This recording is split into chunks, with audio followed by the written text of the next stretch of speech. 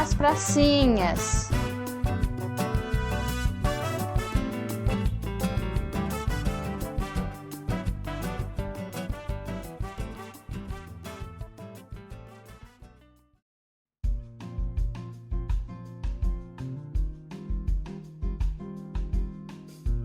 Olá, pessoal! Eu sou a Isabela, a gente está aqui com mais um episódio de As Pracinhas. E hoje a gente vai receber a Mônica Campos para contar para a gente aqui um pouco da experiência dela como professora de paisagismo e esse processo projetual aí, né, de praças e espaços públicos, não é isso, Mauro? Isso aí, Isabela. Estou animado para ouvir a Mônica, né, e poder, né, a gente poder discutir esse assunto tão importante, né, que é a questão dos projetos de praça, né, e essa coisa das orientações com relação ao paisagismo, que é uma temática muito importante para os espaços públicos, né. Bom, Mônica, se apresenta aí, né, fala um pouco de você, né, fica à vontade. Obrigada, gente. Boa noite. Não sei se a gente vai falar da noite, do dia, enfim.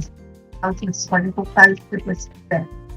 Mas eu quero agradecer muito esse convite, fiquei muito feliz. Nunca tinha gravado um podcast, mas apesar disso, sou professora, então eu tenho, assim, gosto de falar com as pessoas, gosto de comunicar, de compartilhar. E aí eu sou do Rio, moro em Niterói. Vim morar em Niterói porque eu vim fazer arquitetura na UF, né?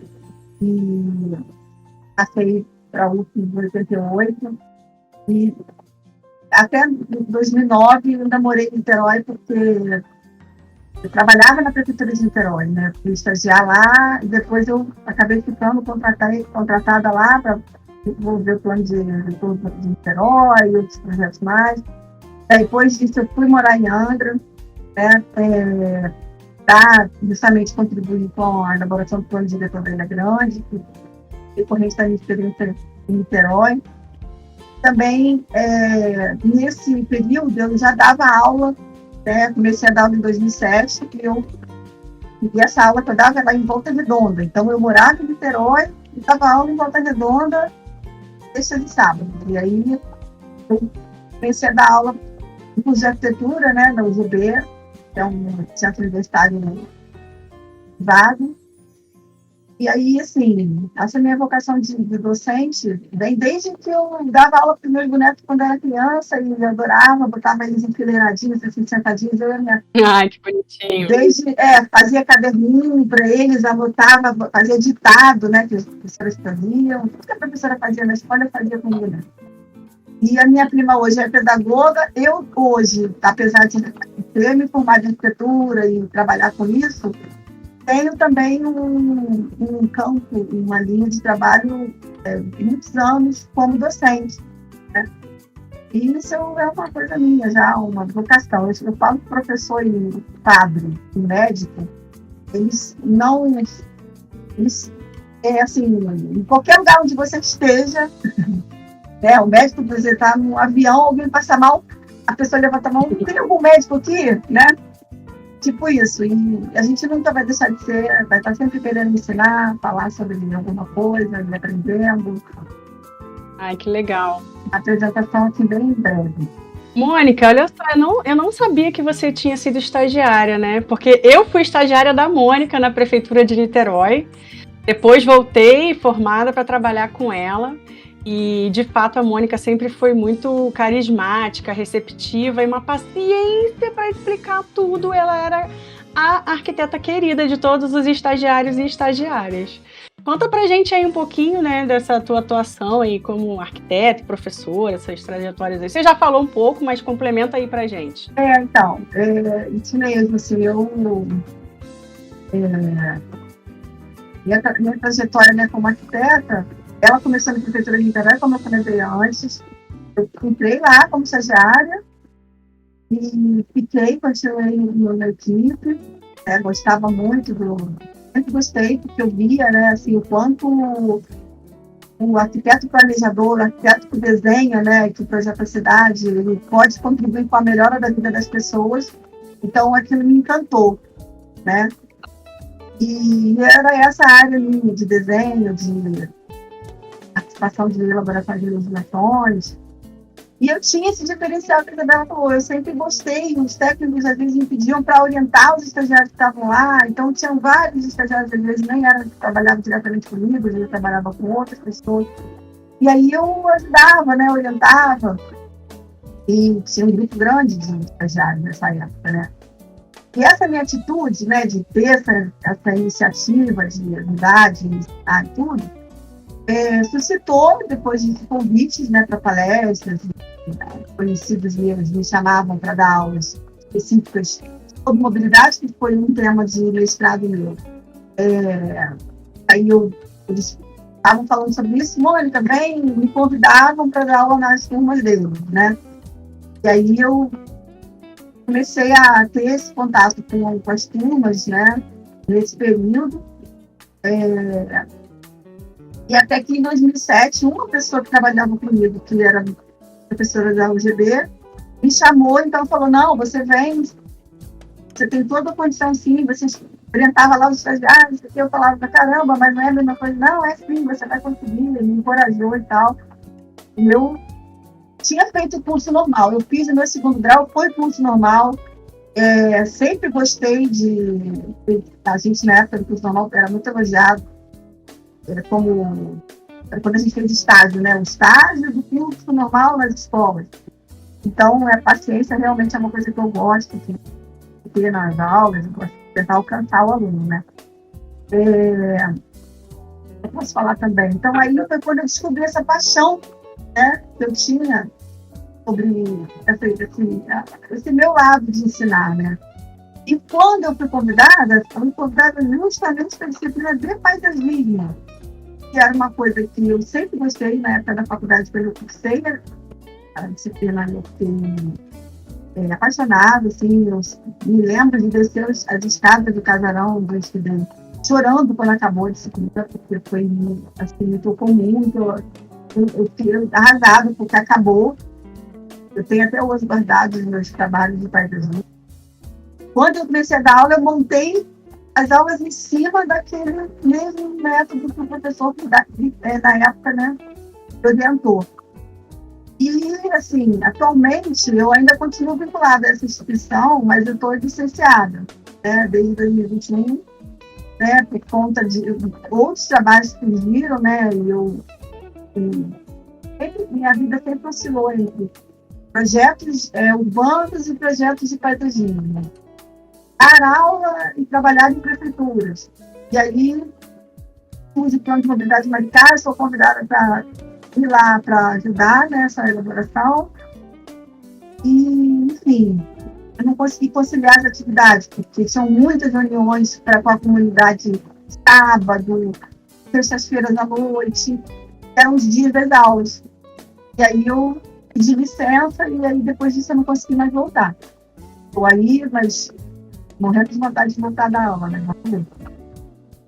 Eu também dei cursos, uma coisa que eu esqueço sempre de falar. Fora essa disciplina que eu dei, e outras mais que eu dei também, eu dei curso também na Fiocruz, outras instituições eu consegui fazer uns cursos de paisagismo avulsos, e algumas palestras também. Mas fico muito solto.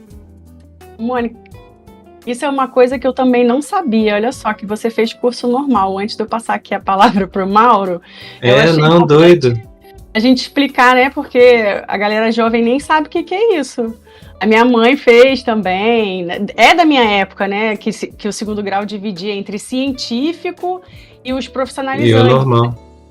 E aí o normal era muito tradicional para as mulheres, que era o curso de formação de professores. Minha esposa fez. Minha esposa fez normal. Tá vendo? Aí, ó. Aí no Rio, no Carmela Dutra. Eu não fiz no Carmela Dutra, fiz no José Scioli, que era lá em Marechal Hermes. E as pessoas que nessa época eram só meninas, né? Não tinham homens nas turmas. Uhum. Né? Sim. Mulheres, aquela sainha de preguinhas, né? Aquela roupinha. E até naquele filme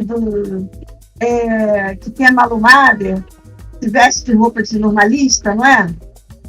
Ai, não lembro. Eu lembro do Vinícius de Moraes cantando, Anos Dourados. falando do Dia das Jornalistas em alguma música, assim.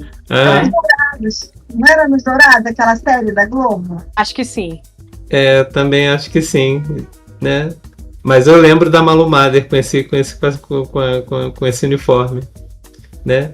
Ô, Mônica, eu adorei a sua narrativa, né, dessa sua construção aí, né, profissional, esse arranjo, né, e essas oportunidades que você foi tendo para poder ensinar. Uma coisa que eu lembro das aulas de paisagismo, né, era o nosso professor Jorge Cricrino, né?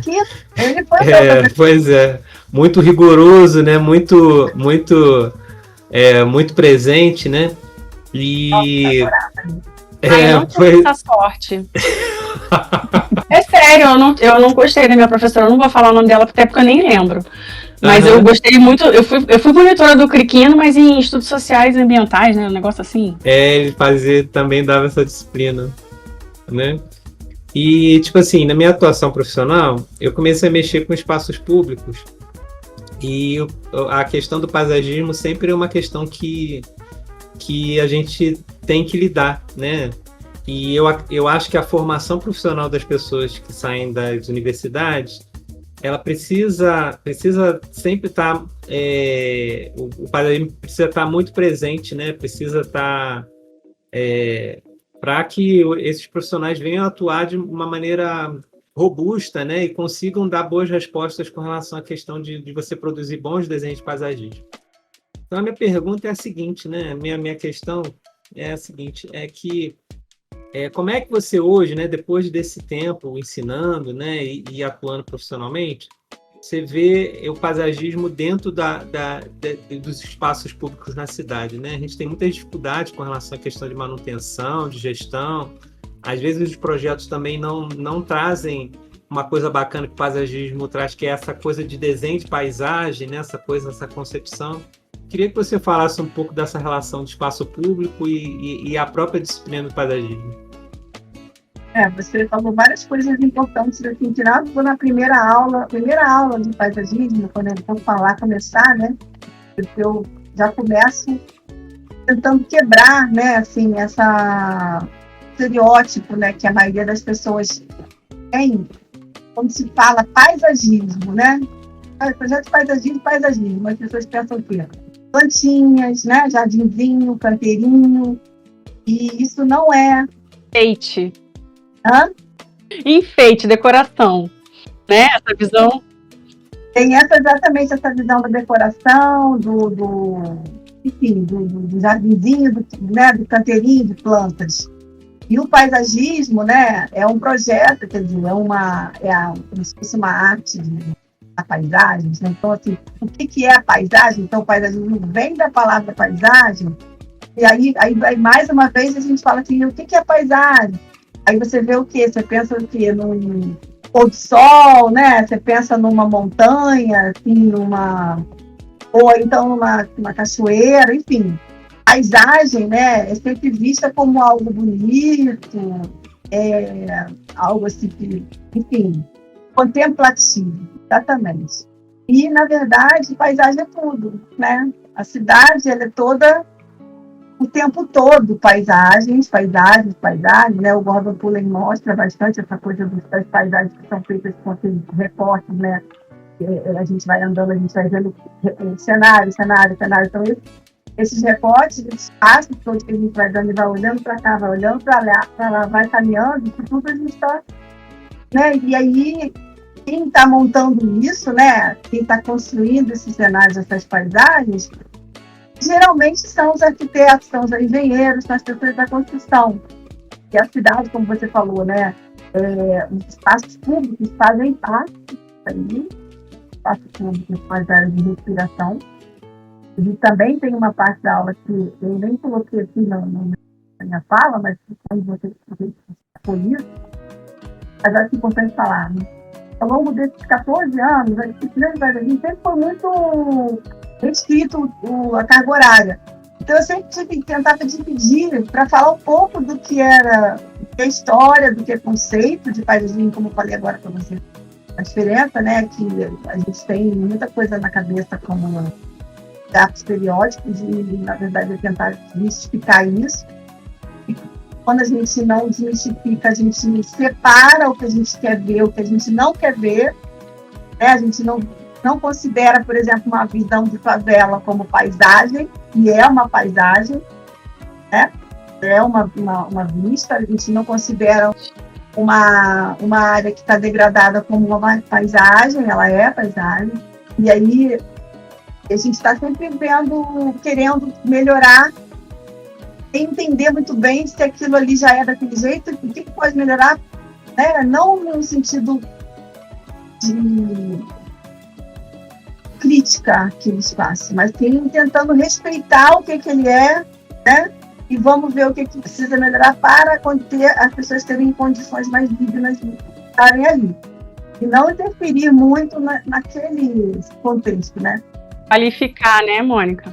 Qualificando, exatamente, qualificando e não mudando, né? Não descaracterizando, não rompendo, né? E trazendo uma outra cara. Então, assim, eu tentei falar um pouquinho, assim, na hora que eu estruturei na minha cabeça, né, o que eu ia falar para vocês sobre essa minha trajetória, enfim, quando eu fui convidada, sobre essa necessidade de tentar contextualizar, colocar o aluno no contexto. Então, aquela coisa assim, eu gosto de fazer assim, eu acho bonito assim, assado. Não dá para eles serem arquitetos pensando assim, porque a gente tem que entender que tem que fazer parte do projeto, eles estão projetando, tem que fazer parte do projeto muitos fatores de contexto, né, como os usuários daquele lugar, as características daquele lugar, o que aquelas pessoas gostam de fazer, como elas gostam de usufruir daqueles espaços, tentar chegar respeitoso e não chegar mudando tudo do jeito que a gente acha que é melhor para eles. Porque a gente, né? Quem somos nós para saber, para dizer o que é melhor? A gente pode ter a nossa posição, mas a gente precisa primeiro perguntar e avaliar até que ponto a gente está interferindo muito naquilo ali. E aí é que entra um pouco, e aí também considerar as questões climáticas, as questões de topografia, enfim, não desconsiderando isso, né? Tem muitas pessoas que atuam, né, como arquitetos, como paisagistas, e que, sei lá, começam a especificar coisas que não são daquele lugar, né?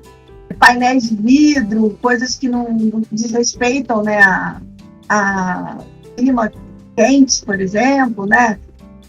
Praças, por exemplo, que muita gente tem usado aquelas cercas com vidro, não sei se vocês já viram isso. E, no entanto, é muito ruim para os passarinhos, eles não enxergam. Com index, assim? Não, com cercamento mesmo. Lá em Maricá, por exemplo, vários praças estão utilizando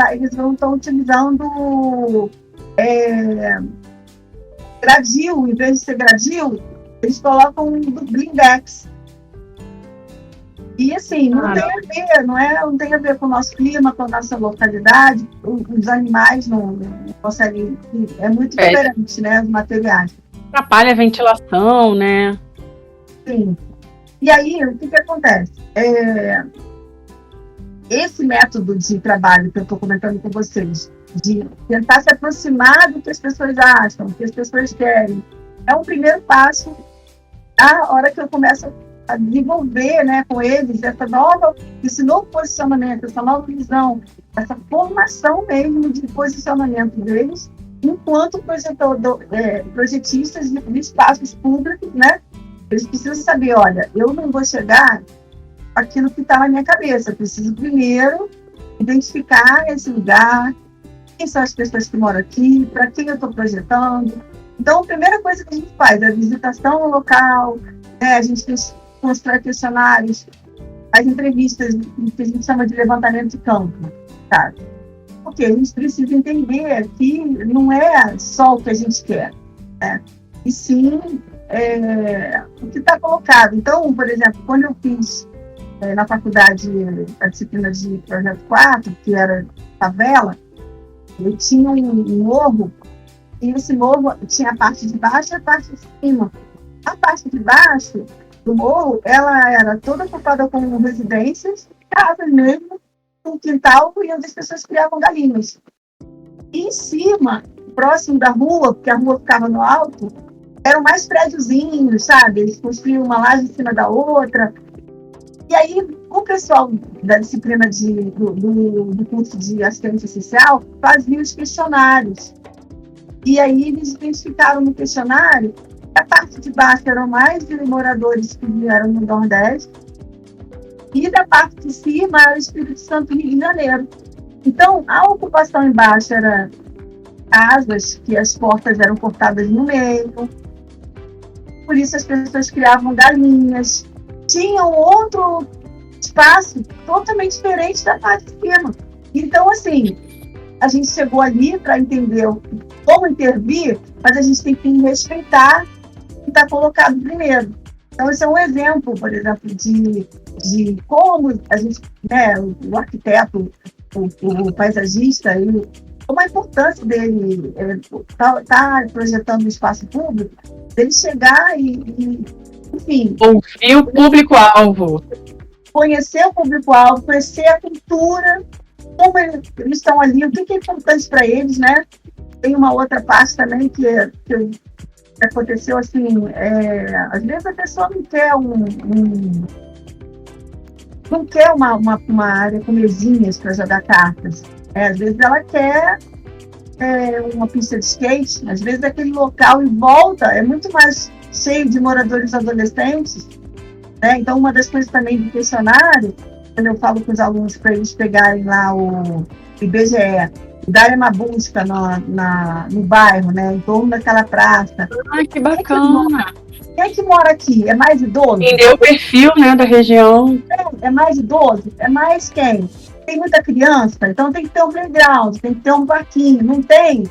Acessar a base de dados, né, para poder entender a caracterização do território, né? Como é que tá? O programa de necessidade. Você monta o programa a partir do público que vai usar. Vai lá entrevistar, mas de repente você não vai conseguir conversar com quem está morando.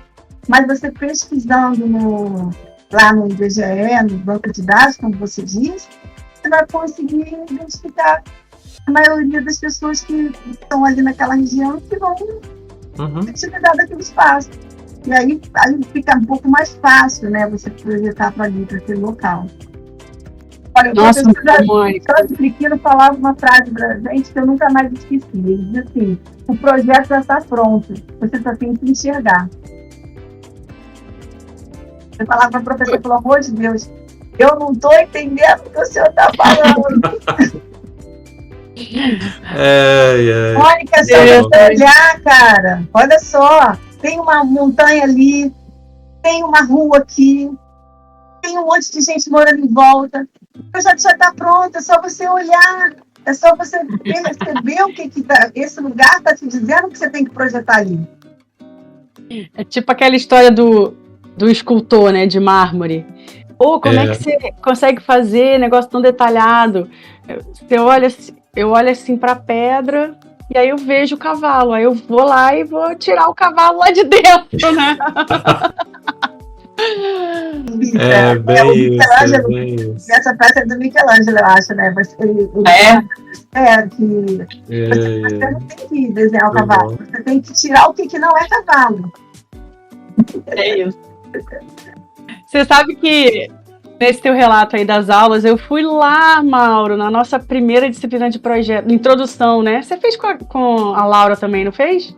Não, fiz com... Não fiz com a Laura, não. Fiz lembrei. Como é que era o nome daquele professor? Hã? Nireu? O Nireu, isso. Foi com ele mesmo. Aluna do Nireu também. Mas a Laura, ela me ensinou uma coisa sobre praça. E isso duas coisas importantes que ela fez, Mônica, que você falou também de tirar da cabeça dos alunos aquelas ideologias, né? Aquela idealização na verdade, né? Então, a primeira coisa que ela fazia, a gente fazia era, faz logo a casa dos sonhos aí. Vamos projetar a casa dos sonhos, bota tudo pra fora. E aí depois a gente consegue pensar no outro, no programa, não sei o quê, porque a gente superou aquilo que estava guardadinho lá. E a outra coisa que tem mais a ver com o nosso podcast é que ela falava assim, cara, você quer projetar a circulação da praça? Tu bota grama. Vamos botar grama primeiro. Vamos ver o caminho que as pessoas vão fazer. Aí a gente passa a partir dali. Eu achei tão interessante essa dinâmica, assim, sabe? Elas demonstram por onde elas querem passar. O professor Fred, vocês foram alunos dele, que ele até escreveu um livro, o professor da UF, Ferdinando.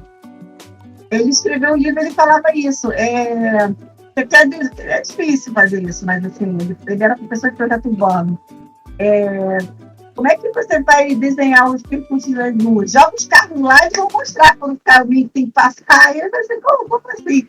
Se você olhar o mapa de Brasília, uma vez eu vi os canteiros, olhando de cima, você vai aproximando assim no Google Street, você vai descendo, você vê todos os caminhozinhos no gramado, as pessoinhas que andam ali naqueles canteirões gigantes e que não tem percurso pavimentado. E depois eu vou procurar, Mauro, pra gente colocar o link de referência nesse podcast. Tem um fotógrafo que mapeou, registra esses caminhos e as pessoas, que a maioria são trabalhadores e tal. Eu vou ver se eu resgato isso aí pra gente compartilhar. E eu acho que o ensinamento desse tipo de olhar, né? Porque, na verdade, quando fala essa coisa, o gramado e o gramado vai trazer os caminhos, né? Na verdade, é isso.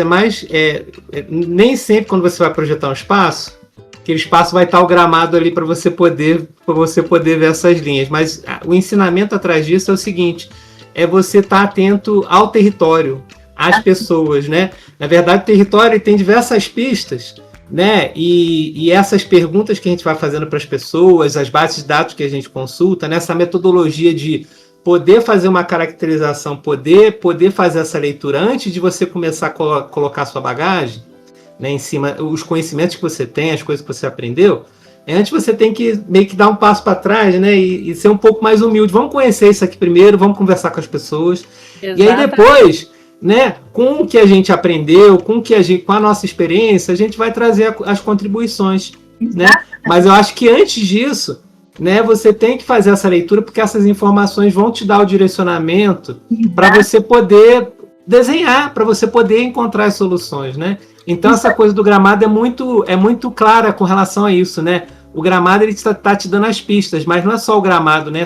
É uma conversa com uma pessoa, às vezes você passa no bar em frente à praça, conversa com o dono do bar que conhece o que acontece ali de dia, de noite, de tarde, ele vai te falar o que acontece. E isso é importante para você saber como é que as pessoas usam aquele espaço, né? Então, essa coisa que você traz, Mônica, que eu acho que é muito importante que você traz nas suas aulas, né? E traz para as pessoas que você ensina, é mega importante, né? A gente ter essa leitura do território, ter essa aproximação das pessoas, né? Eu acho da minha formação, muito bom. Porque isso que você falou foi exatamente o que o professor Jorge Quintino falou.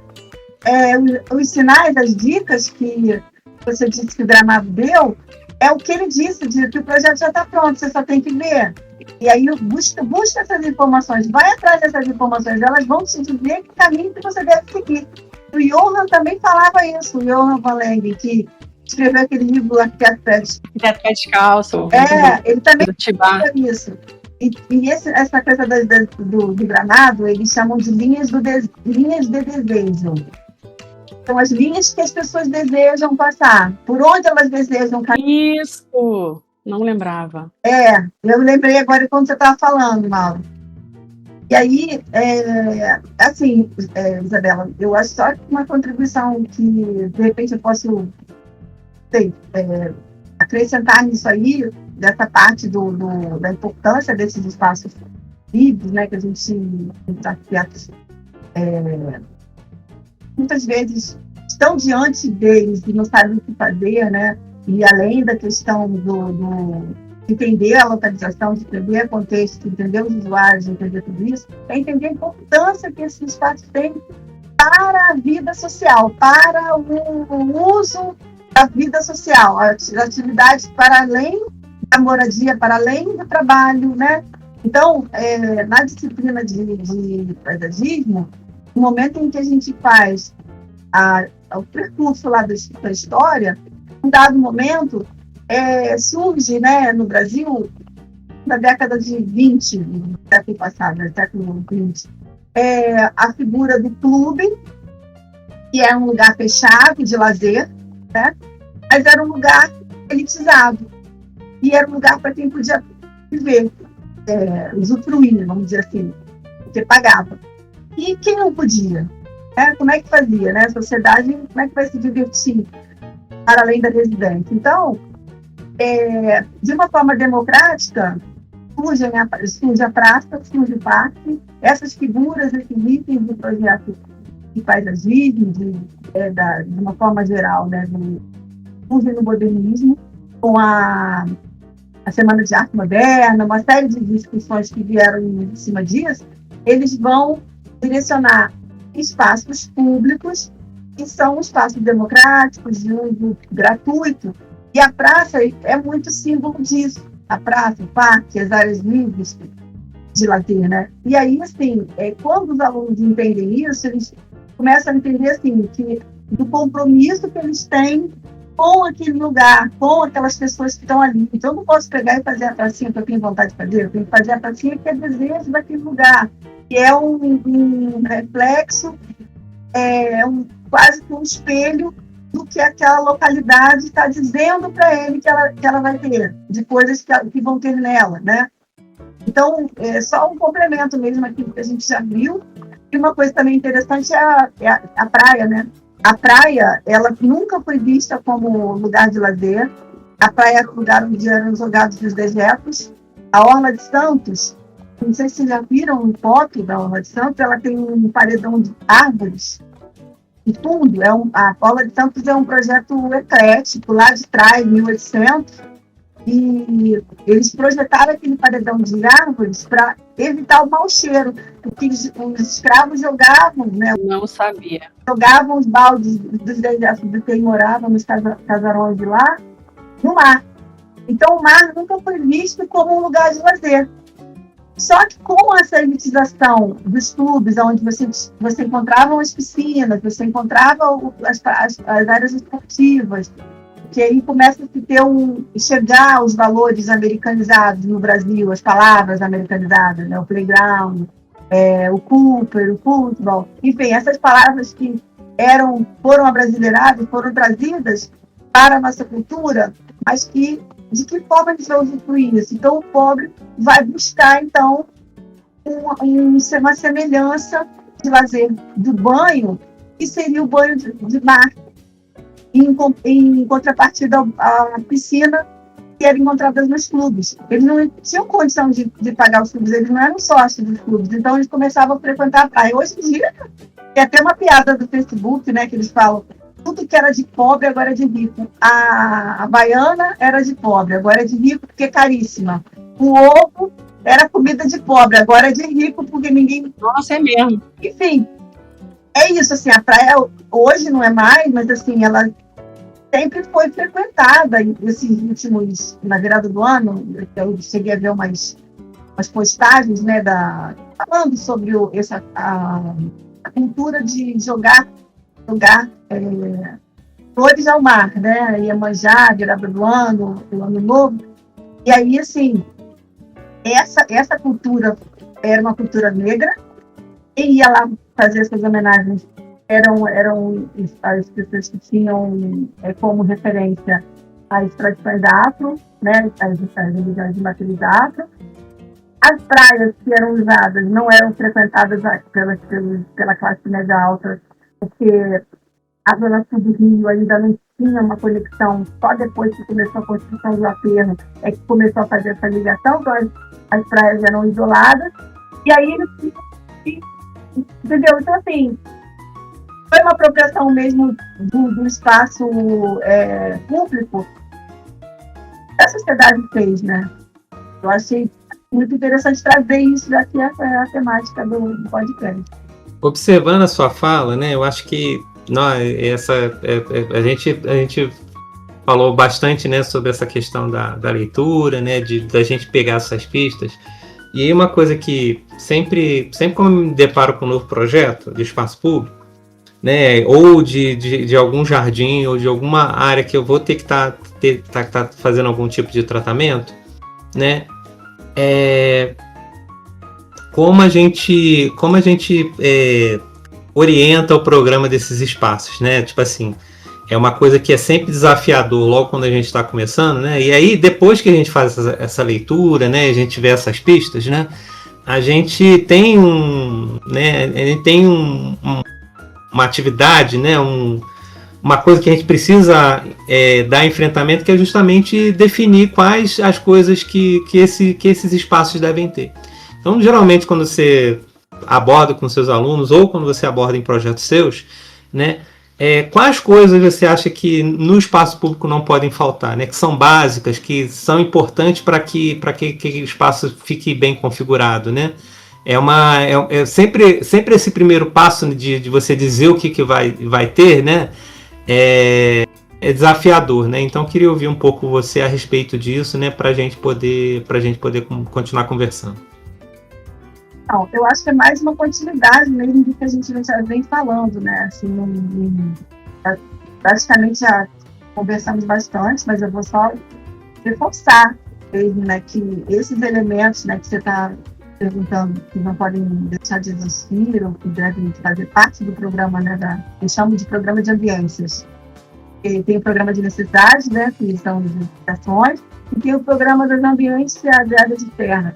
Então, eles são resultado, né, das entrevistas com as pessoas. As próprias pessoas vão revelar o que elas querem, né? Então, é claro que a gente pode sugerir, né, nós até podemos sugerir, e cada vez mais surgem questões, né, de ovos, partes de ovos, que podem ser explorados. Mas tudo isso precisa ser observado, né? Se você vai sugerir algum tipo de uso daquele lugar que você não conseguiu obter nenhum tipo de informação. E aí, eu não sei se vocês já ouviram um termo chamado urbanismo tático. Já vi bastante. Já até fiz um. Ai, que legal! Deu certo? Deu muito trabalho, tive que me limpar muito depois, muita tinta, muito tudo. Depois eu posso mandar foto para vocês da empreitada que a gente fez aqui em Belo Horizonte. Belo Horizonte? Eu pensei que fosse Rio. Não, eu moro em Contagem, que é uma cidade que está colada com Belo Horizonte, na região metropolitana, e eu sou arquiteto aqui da Prefeitura de Belo Horizonte. Entendi. Tem um amigo meu também daí de Belo Horizonte, que de vez em quando a gente conversa, mas ele não é da Prefeitura. Mas, Mônica, você está falando aí, por exemplo, eu, quando vou pensar no espaço público, uma das coisas que eu acho básico, né, eu até entendo a questão de todas essas coisas que a gente falou, né, de fazer a leitura do território, de poder, por exemplo, conversar com as pessoas. Por exemplo, aqui no Brasil, uma coisa que para mim é básica é esses espaços serem munidos de sombreamento, né? É lógico que nem todos os espaços precisam estar sombreados, né? Você pode ter áreas mais abertas, mais ensolaradas, mas pelo menos esses espaços têm que ter uma parte que seja sombreada, porque a gente vive num país muito que castiga muita gente, né? Por conta da questão do clima. E aí, né? Eu até entendo que essa consulta com a população vai dar direcionamentos, mas, por exemplo, quando você se depara com esses espaços, né? Tem alguma coisa que você acha que é primordial, que é importante estar na estrutura desses espaços? Né? É um pouco disso. Então, o que acontece? A gente, enquanto profissional, a gente sabe que, igual médico, né? A gente sabe o que é bom para o paciente, né? A gente sabe o que vai fazer bem para eles. E aí, a gente vai devagarzinho introduzindo dentro da nosso projeto aquilo que não foi falado por ninguém, mas que a gente sabe que vai ser bom, mesmo que não tenha dito, né? Então, Por exemplo, tem a questão do sombreamento, óbvio, como você falou da introdução das árvores, mais do que palmeiras, né?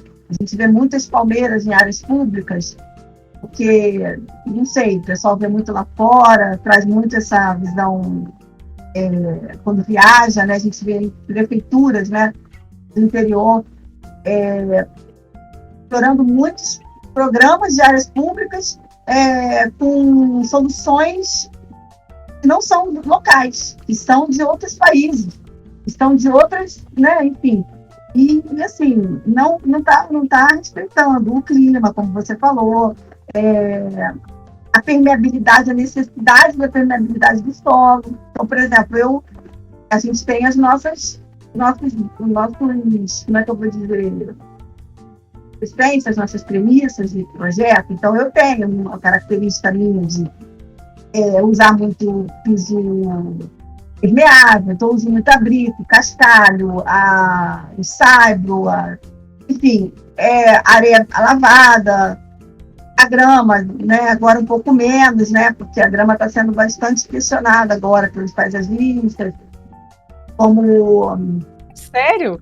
Sério, assim, na verdade, a gente tem dois caminhos diferenciados nessa questão da grama, né? Não sei se você já ouviu falar de sistema baseado na natureza, que é o SBN. Sistema baseado na Soluções baseadas na natureza. Soluções baseadas na natureza. Isso, SBN. Isso. E temos a outra visão, que é a do ecossistema, da criação dos ecossistemas, que são as florestas de bolso, são as áreas, mini áreas, linhas de parques nas cidades. Então, são... hortas. Eles se entram em conflito. Por quê?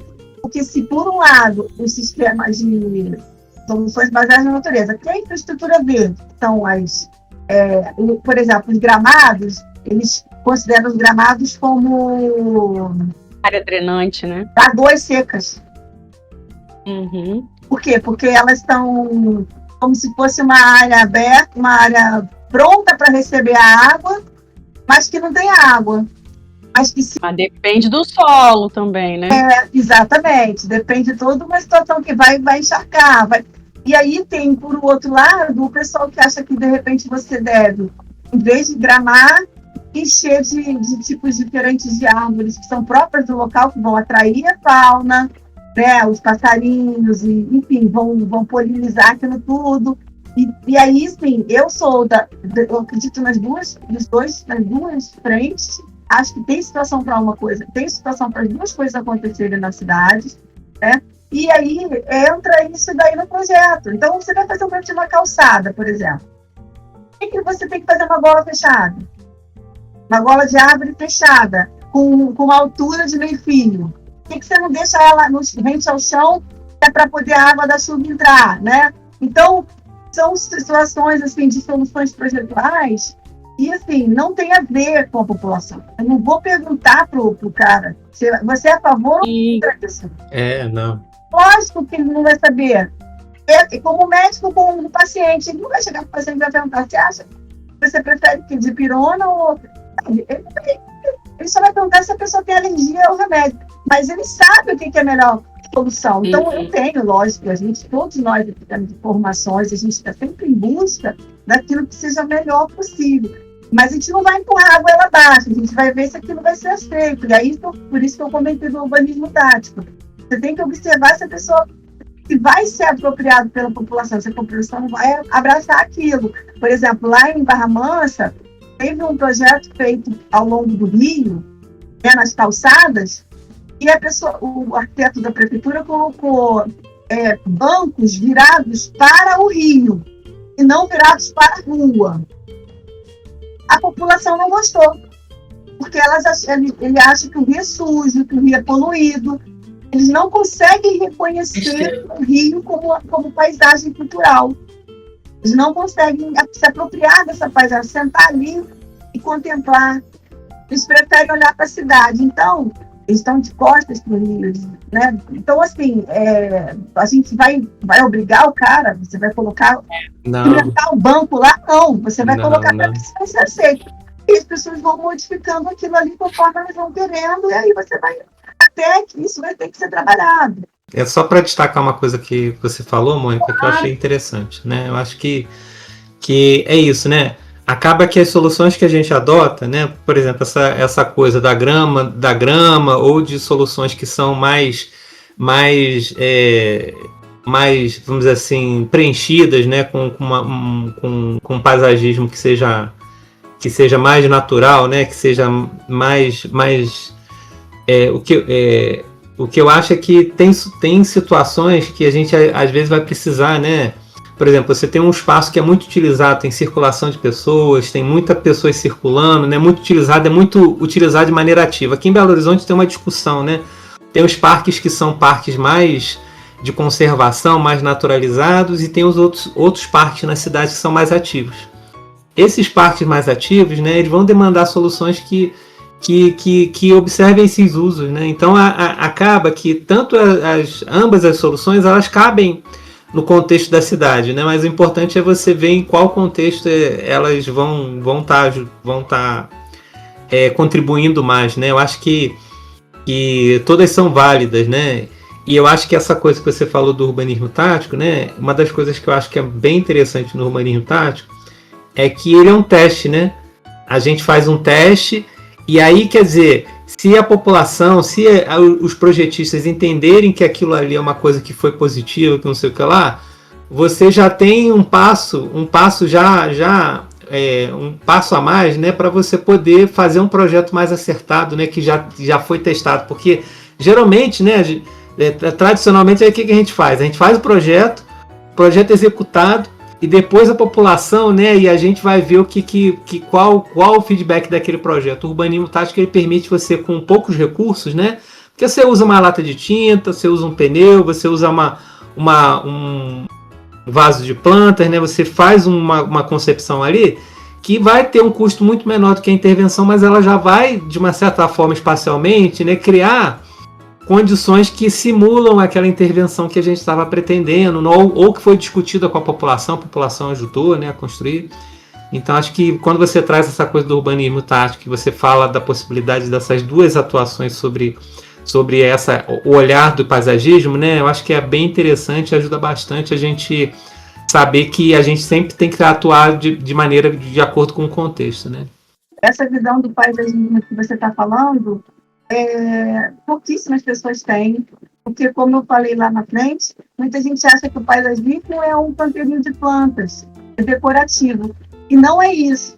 É você projetar áreas de paisagem, áreas de encontro, de convívio. É isso que também faz parte, né, das ambiências criadas pelos projetos de paisagismo. E aí a gente surpreende muitas vezes, né? Pessoas que estavam imaginando que ia ser uma coisa e não é. É muito outra. Não, é que eu acho que antes de você falar, eu queria trazer uma experiência que eu tive com você, que eu lembrei agora também. E naquela época lá, nos anos 2000, você projetou aquela ciclovia, né, que ligava o centro de Niterói à UF. E a gente tinha certeza que aquilo era sucesso. E foi super rejeitado, a galera tirou como é que é, gelo baiano que fala? Meio fio. Se revoltou porque que preferia estacionar carro, um negócio horroroso que a gente não esperava, porque era um circuito, né, que tinha muito pedestre, o pessoal podia ir de bicicleta. Aí hoje, você vai em Niterói, 20 anos depois, o bicicletário da Barca precisou ser ampliado, tá lá a ciclovia que a Mônica projetou há 20 anos atrás, funcionando, bombando, né? Então, ainda tem isso, né? A dinâmica do lugar muda, né? É o que eu estava falando, é a cultura que a gente vai construindo. Às vezes, naquele momento, é que vai ser recusado, mas depois as pessoas começam a trazer. E teve também um trabalho que você fez, Isabela, que eu lembrei, que você fez todo um levantamento no Barreto, que foi uma solicitação da população de se implantar uma ciclovia lá naquelas ruas ali da General Castrioto, e você foi no campo marcando árvore por árvore, lixeira, tudo, para a gente fazer o traçado de como ia ser essa ciclovia, e as pessoas que trabalhavam por ali, que estudavam naquele colégio, que se o nome daquele colégio que tem ali, né, um colégio noturno, e muita gente ia de bicicleta e não tinha uma ciclovia segura. E aí nós trabalhávamos na prefeitura, né, e aí a gente fez esse método aí, de ir no local, entendeu? E avaliar as situações, dá para colocar, não dá para colocar na calçada, vamos colocar onde? Porque às vezes não tem espaço, não tem largura, né? Não tem rua para você tirar. Verdade, como a Isabela falou, eles não querem perder as vagas dos carros, então tem que ser feito todo um trabalho, os comerciantes, ponto de ônibus tem que ser relocado, enfim. O trabalho da prefeitura, eu considero assim, muito valor, porque a prefeitura é o órgão que está mais próximo da população, né? Mais do que o órgão estadual, mais do que o órgão federal.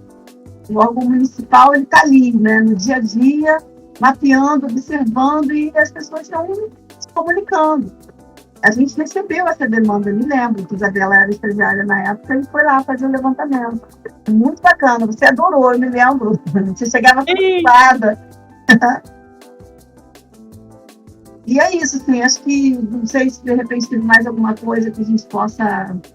essa Praça da Tijuca que eu cheguei a comentar com vocês, foi um projeto da minha turma de projeto 5, que a gente visitou, a professora falava assim, vocês têm que visitar de manhã, de tarde, de noite, e vários dias da semana para vocês saberem como aquele lugar é usado, porque cada dia da semana é de um jeito e cada horário do dia é um jeito.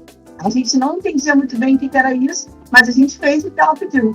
E aí eu achei muito estranho, porque a praça que ela deu para a gente fazer a reforma era uma praça em círculo, e tinha tipo um totem no meio, um negócio esquisito, e não tinha nada.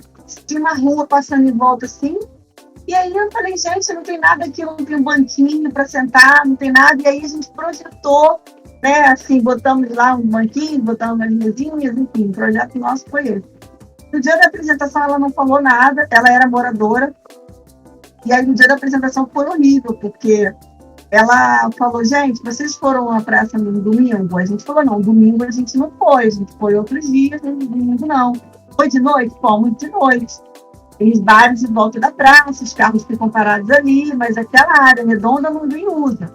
E ali que a gente botou, ela falou assim, nessa área redonda, existe um domingo do mês que as pessoas fazem a feira dos passarinhos, vendem passarinhos ali. Então, ali fica lotado de gaiolas, e se tiver mesinha, objetos ali, vão atrapalhar.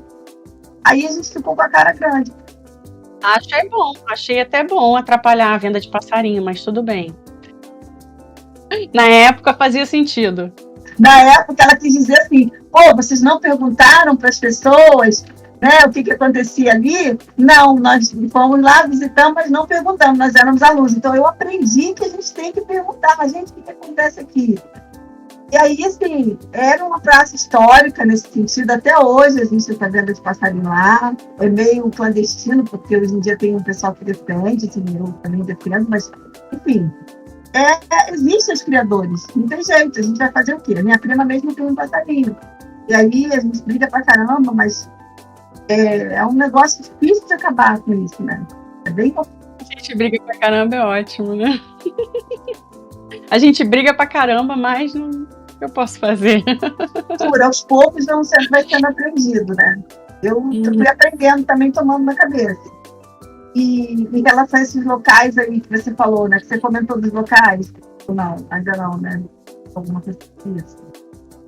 Não, eu tinha perguntado para você se você queria citar algum exemplo de lugar, né? Que você usou de referência com os alunos.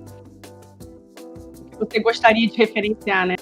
Essa coisa da vivência do espaço, né, como o Mauro falou, e também comecei inicialmente, né, comentando sobre isso, a importância disso, muitas vezes as pessoas negligenciam achando que não é. E por conta da internet, está sendo muito difundido isso, de achar que é a mesma coisa, né? Você está vendo no computador, e aí o aluno... o representante da turma falou, professor, eu já vi tudo lá, entendeu? Eu já entrei no Google Street e vi que, poxa, é um shopping a céu aberto, caminhei lá dentro, a câmera do Google entrou, a gente não precisa ir para o Rio para isso.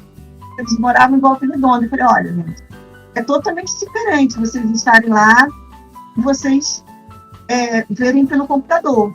E aí, ele conseguiu convencer algumas coisas, foi bem complicado, mas eu consegui levar a turma. E no final da visita, ele falou, realmente foi diferente. A gente viu que a sensação assim, de você estar caminhando por aqui, de você estar visualizando esse espaço, sentindo como é a diferença de um shopping fechado para um shopping aberto, que a gente estava projetando um shopping aberto. Eu puxei esse tema do shopping aberto porque eu estava trabalhando com uma cidade como Volta Redonda e Barra Mansa, que são cidades que têm muito comércio de rua. Então, é pouco valorizado o shopping aberto, né? Muito valorizado aquele shopping padrão da cidade grande, que é aquele fechado, com ar-condicionado. Então, eu queria talvez trazer para os alunos, e, poxa, é uma cultura local, talvez vocês projetarem algo que tem a ver com o que já tem aqui. Então, vamos pensar. Aí eu fui levar eles lá no Downtown, que é um shopping da Barra, e aí todo mundo fala, uau, estamos na Barra da Tijuca, no Rio de Janeiro, por que não posso trazer isso aqui para a Volta Redonda? Aí eles vão valorizar e vão achar que é legal. Só assim. Porque eles têm aquilo ali na mão beijada deles, eles estão vendo que a vida deles é isso, não valorizam. Eles só valorizam quando eles vão para um outro lugar e enxergam que aquilo ali é valorizado, vamos dizer lá. Né? Você vê o Downtown, ele reproduz um comércio de rua.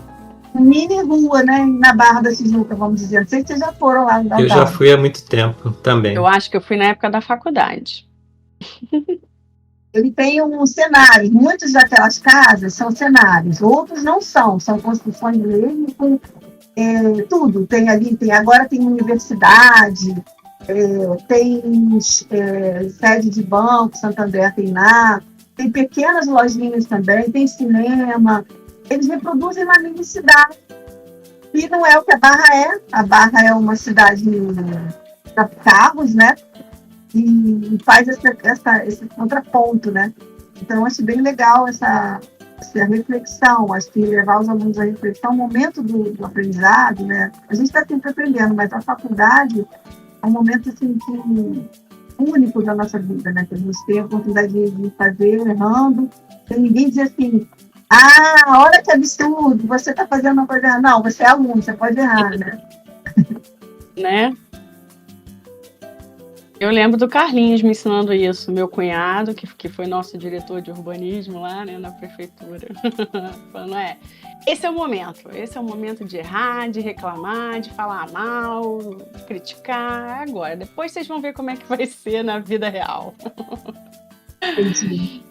Então, Mônica, eu acho que a gente acabou passeando por tantos outros temas também tão importantes, necessários e que fizeram muito sentido, assim, né, na sua trajetória, na nossa trajetória, né, enquanto ex-alunos da UF. Acho que, nossa, isso foi...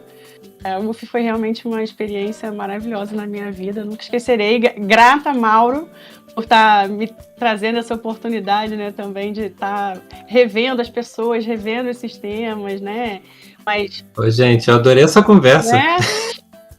E olhando não só para o passado, para as histórias, as trajetórias, mas com essa visão, né, de como as relações, os espaços são usados ainda hoje, né, e que ajuda a gente a refletir para o que a gente quer construir, né, quer vivenciar nas cidades. E dito isso, Mônica, eu queria te pedir para fazer as suas considerações finais, assim, também, para a gente aí, encerrando. Eu fiquei muito feliz também de poder conversar. Eu não sabia que Mauro também era. Eu não lembro de vocês. A Bela eu sei, né? Porque trabalhou comigo, mas eu não conheci o Mauro na época da UF. Eu me formei em 95. Então, assim, até hoje a gente encontra pessoas, né? Estão aí desenvolvendo trabalhos em diversas áreas. Essa é uma área muito importante porque divulga, né, toda uma bagagem, né, pela assistido, né, os podcasts de vocês. Então, para mim, está sendo muito grandiosa possibilidade, né, de poder trazer a minha contribuição, porque eu assisti outros que foram fantásticos, adorei também. Desde passar pelos amigos. E agradeço demais essa oportunidade, porque eu sinto falta de verdade, assim, sabe, de trocar, de conversar, de compartilhar, né, até, assim, hoje em dia, estando como autônoma, né, depois de ter passado trabalhos, vidas, né, inteiras dessas prefeituras, anos, né, de técnica como técnica de instituições públicas. Agora, não estou mais, né, enfim, não sei como é que vai ser daqui para frente, mas eu percebo que está sendo um caminho também de aprendizado. E sempre deixar sementes, né? Eu acho que assim, a nossa grande contribuição como profissional, além de projetar, além de colocar o nosso conhecimento em prática, é também semear aquilo que a gente acredita que vai melhorar o contexto, que vai melhorar a vida das pessoas. O que me fez gostar de trabalhar em prefeituras foi isso, né? Porque eu sempre achei que a prefeitura tinha essa chance, né, de melhorar não só... E quando as pessoas trabalham para um órgão, para uma área, sei lá, constrói uma casa, né, um cliente privado, você está ali, você tem um universo. Agora, quando você tem como cliente uma cidade, né, o teu cliente é o Belo Horizonte, né, são bairros da cidade, são profissionais que andam pelas cidades, pegam ônibus e andam nas praças, que vão, né, que frequentam os parques, enfim, olha. Uma multiplicidade, né? Então, isso aí, para mim, não tem preço, é uma coisa muito rica, esse tipo de trabalho. E eu acho que, sei lá, estou feliz de estar com esses profissionais aí que estão com esse mesmo pensamento. E tudo que eu falei aqui, vocês estão juntos, estão caminhando também junto. A questão do urbanismo, tá? A questão de soluções baseadas na natureza, que são coisas que eu não sei.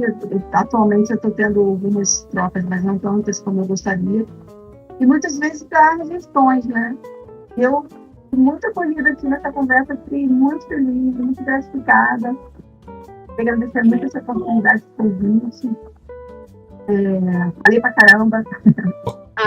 Foi Não, ótimo. Mônica, você falou que, Então, que tinha que falar.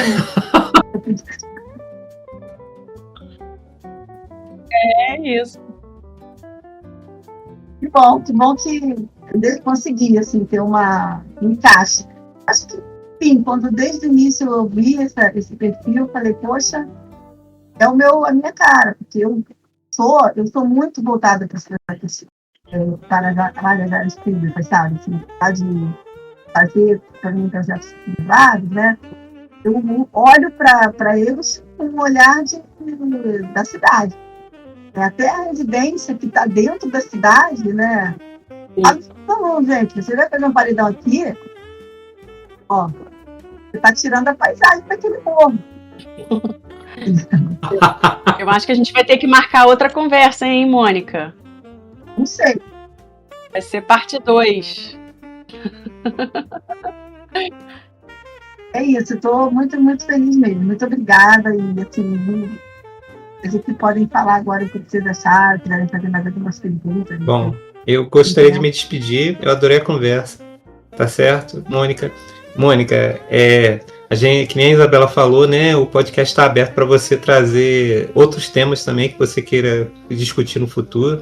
Já teve várias outras pessoas que já vieram várias vezes aqui, então, tipo assim, o podcast está aberto para você poder contribuir, como você contribuiu aqui, né? Numa conversa ótima, né?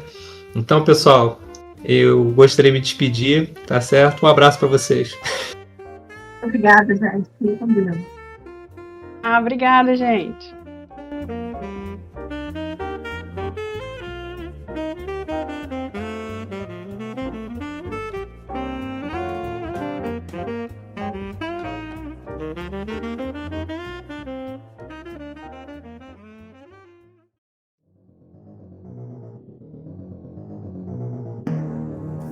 Editado por Mauro César e revisão de áudio por Marcos Oliveira.